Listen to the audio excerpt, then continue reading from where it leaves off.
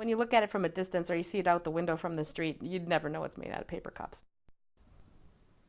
I had somebody here from another paper one time doing a story, and she wrote that it was hilarious yet elegant. And I thought, oh, that's a pretty good description of it. An artist is an artist is an artist.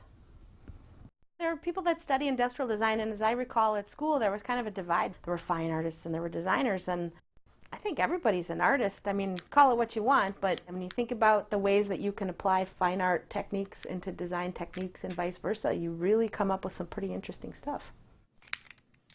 I'm Peggy Brown. I went to MIAD for industrial design, and I graduated in '88. And I've been designing and making games and toys ever since. This game is called Qubits, and it just came out this past year. And it's exciting for me on a number of levels. First of all, it's kind of the game that I wish I would have had when I was a kid, because it's really arty. You know, you think about Monopoly, or you think about games where you're spinning and moving and things, and they're all fun, but this one in particular, you're making little works of art. And it seems really, really simple, but what I'm finding is it's so simple that it's really elegant. I'm finding that kids can completely whip their parents. You can play with your grandparents, you can play with people that speak different languages. It's one of these games that just sort of really works on a number of different levels, and it's really fun.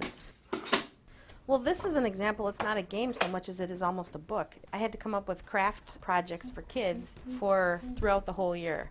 So I make up what you're going to do, what you're going to make, and it's mostly out of paper bags and bottle caps and construction paper. And then I create the crafts, I write up the recipes, and then I write the instructions on how to put them together.